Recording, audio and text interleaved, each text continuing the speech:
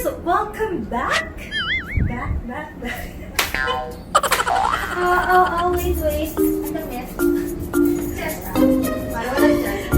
Okay, guys, take 2!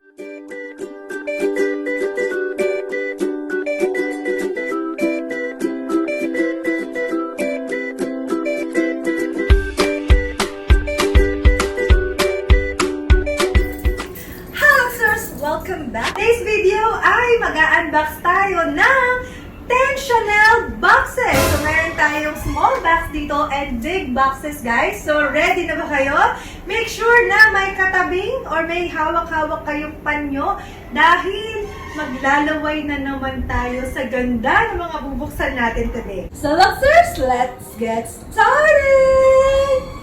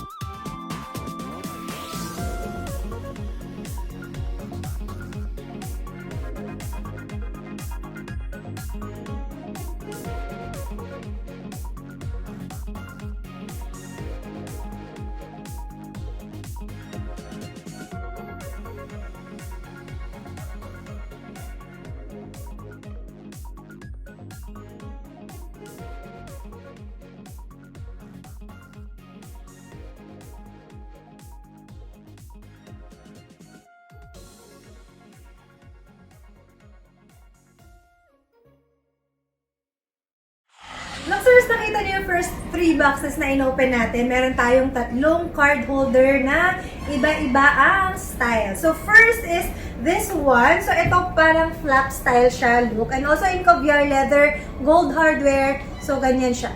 Here. Actually, meron din akong card holder, guys, na medyo similar to this one. Pero, zip style siya. So, here. Ito, sobrang favorite ko to, guys. As in, everyday, dala-dala ko to, hindi to talaga pwedeng mawala sa bag ko. At saka, ang dami kong cards na nailalagay sa kanya. Nasa 12 cards kasha dito. Actually, more than 12 kasha. And tinry ko kaninang ilipat yung mga cards ko dito sa card holder na to. And kasyang-kasya. Actually, luwag pa yung 12 cards dito sa card holder na to, guys. So, this one is Series 24. And this is brand new. Complete with box, dust bag, and yung kanyang card. Also, sobrang hirap nang makahagilap, guys, nito eh. Tsaka, tumataas yung price. Kaya, nung nakita ko to, talagang hindi ko siya pinakawalan. Talagang, mine. Then, eto naman, ayan, give chance to others. So, may chance kayo kasi nga meron na ako. Kaya, sa inyo na lang muna. Then, meron din tayo dito. Ito naman, kapag type niyo medyo flat type lang siya. So, here, this one naman, meron siyang dito sa unahan, isa. Then, dalawa dito sa likod. And pwede nyo rin siyang paglagyan dito sa gitna. So, I think, magkakasya dito up to mga 8 to 10 cards. Kasya dito, guys. And this one complete also. Gold hardware din siya. And caviar leather also. This one mas cheaper ito than dito sa nauna natin. Then, ito naman is yung ating lambskin leather na Chanel. Naman chevron type siya na lambskin leather. Then, gold hardware din siya. So, zip naman siya. Ito pwede nyo lagyan ng cards. Also, coin slot. Pwede rin. So, ayan siya. Also, complete din siya with box card. This one is Series 27. So, nakita nyo guys yung loob niya, diba? Kanina. So, ito marami kayong malalagay. Kasya dito mga 20 cards. And, of course, yung mga coins nyo guys. So, this one is, actually, nagamit to ni owner isang beses lang. Madami na kasi siya. So, parang na-impulsive buy lang siya nung kinuha niya to. Kaya yan, she decided na lang na i-let go siya. Tapos, pakita ko lang, meron siyang CC logo dito sa may zipper area niya na to. Pansin nyo ba? And, yung isang napansin ko lang na flaw niya is this area. Ayan guys, so, meron siyang siguro nasabit or kumaskas sa kung ano. Itong part na to lang. But the rest, overall condition, as in, good as brand new condition.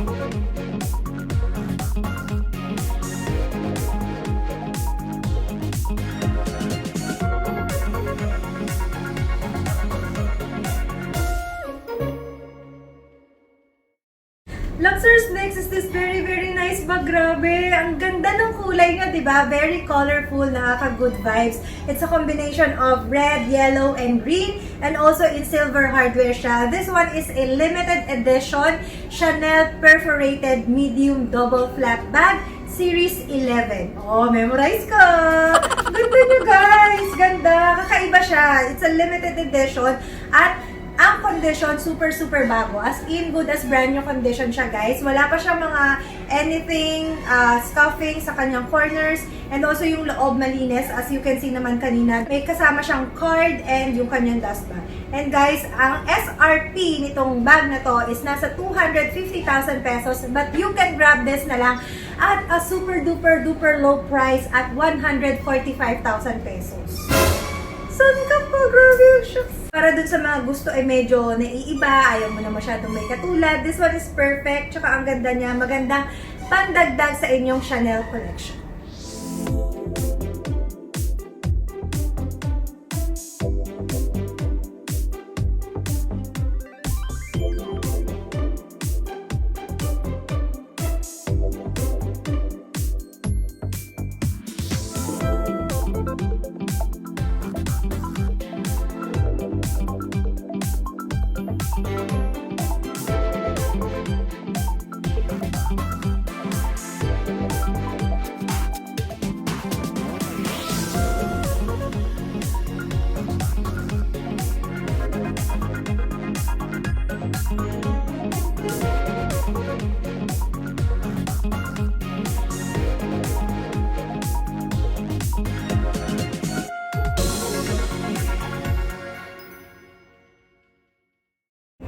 Luxers look! Ang ganda niya, diba? So, meron tayong Chanel Gabriel, or whatsoever na gusto nyo itawag sa kanya. Basta yun na yun. This one is a bucket bag. So, ganyan siya, guys. And, tingnan nyo yung CC lock niya dito sa kanyang string. Yan. So, brushed gold hardware siya. This one is Series 27 and still good as new condition. Ito, meron pang plastic siya dito. Itong kanyang parang bling-bling dito sa ilalim. Then, yung ilalim niya is made of caviar leather. Then, yung dito naman sa area na to is made of calf skin leather. Ganda nito, guys, no? Tsaka ang ganda yung kulay niya, pastel pink. Kasi uso din ngayong taon na to ang mga pastel colors. Ang SRP nitong bag na to is nasa 280,000 pesos, guys. Taas, no? Mahal talaga si Gabriel, eh. This bag you can grab at a very low price for only 175,000 pesos only. Ayan na, ganda.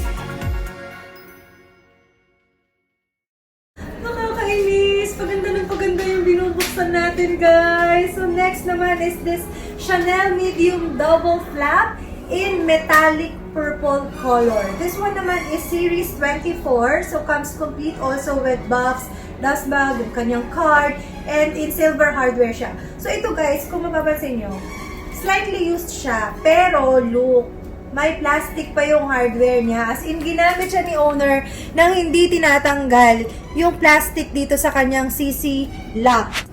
Also, the condition guys, maganda pa yung body. Wala akong napansin ng mga scratches dito sa front, tsaka dito sa back area niya. So, ang pinaka napansin ko lang is this slight scuffing. Ayan, maliit na yan dito sa kanyang corner, tsaka here. So, very minimal lang siya, guys. But overall condition, the bag is superb. Ang ganda niya. Tapos, again, same nung kanina na perforated natin. So, medyo kakaiba din yung kulay niya, guys. This one is metallic purple. Hindi naman dark yung pagka-purple niya eh. As in, medyo para siyang old rose yung color. Parang ganun, guys. Then, tingnan nyo yung loob. So, dito sa may interior niya, of course, ito yung usual na problem natin, di ba? Pagdating sa mga double flap bag. It's because of this zipper. Itong zipper pull niya, dito sa may pocket niya, yung tumatama dito. Then, here. So, this one is made in France. Okay? And also, yung interior niya, malinis naman siya. Wala rin naman siya mga stain, guys. At, ayan, ang ganda niya. Ang ganda niya, guys. Talagang tumaas sila na tumaas. But, luckily lang talaga na nakakatsyempo pa rin tayo ng kahit papano ay mga magagandang condition na medyo maabot-abot pa ng mga budget natin, guys. So, this one you can grab at 195,000 pesos. Medium double flap na and complete pa siya.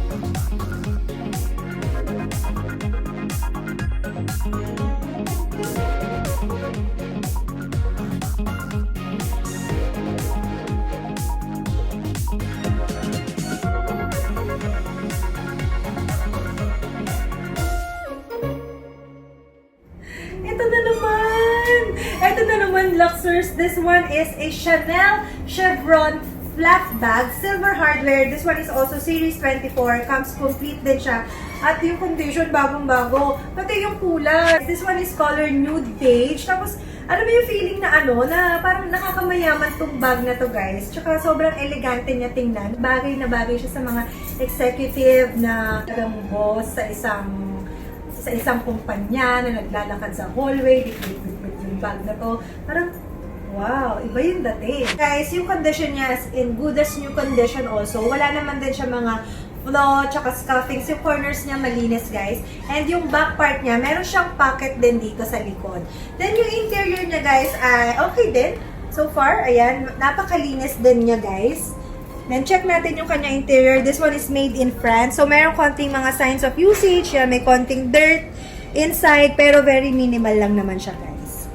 Tapos yung, alam niyo yung parang feeling ko ang kapal-kapal ng leather niya. It's because medyo ma-fluffy yung appearance niya. Ganda.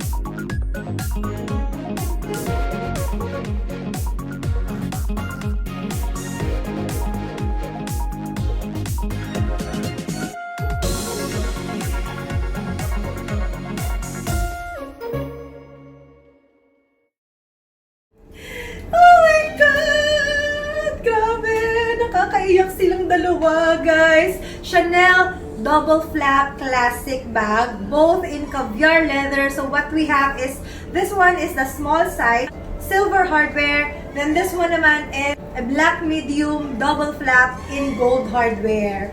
Both brand new sila, guys. Look, so para makita niyo yung size difference nila, ha.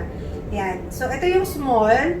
Then, the black one is yung medium. So, ganyan siya, guys. Para may idea kayo. Konti lang naman yung difference nila sa size, guys. Also, yung price difference nila, konti lang din. At kaka-price increase lang ulit ni Chanel. Nakakainis. O, diba? Alam niyo, namimiss ko yung bag ko. Yung ganito ko. Diba, meron akong ganito. Nabenta ko siya, guys. Tapos, ang mura ko lang siya nasold. This one is 330,000 pesos na in the black market. But this one naman, 320,000 pesos. O, diba? As in, nakakaiyak yung presyo. But, yun na, guys. These two bags are very classic. Talaga namang, actually, hindi natin masasabi, guys. Kasi talagang pataas ng pataas yung price niya. Hindi natin alam, baka after 6 months, iba na naman yung presyo niya. So, matibay naman si Chanel, guys. So, tsaka ito yung tipo ng bags na tipong talagang ipapamana mo sa anak mo. Well, if,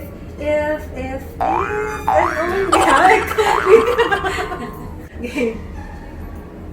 Well, Luxers, if ikaw yung tipong gusto mo talaga brand new, yung bibilin mo for yourself, then I suggest na talagang i-keep nyo at saka alagaan nyo. Kasi if, halimbawa, bibilin mo siya tapos mga after 1 month, 2 months, or 6 months lang sawa ka na, then you decide na ibenta siya, malulugi at malulugi ka talaga. So, I suggest keep them. And saka mo siya ibenta mga after 5 years, 10 years, ganun. Yung tipong na-enjoy mo na siya, pero yung price eh, hindi naman maglalayo sa kung magkano mo siya nabili.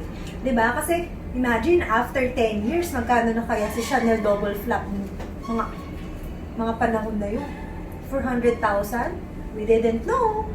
There, Luxers, thank you so much for watching. If you're interested po, just message us in our Instagram and Facebook account at LuxOnlinePH, or you may visit our 3 branches. Yes, tatlo na. Meron tayo in our Market BGC, also in Uptown Mall BGC, and in Ayala Mall South Park in Alabang. Ayan. So, everyday open naman tayo.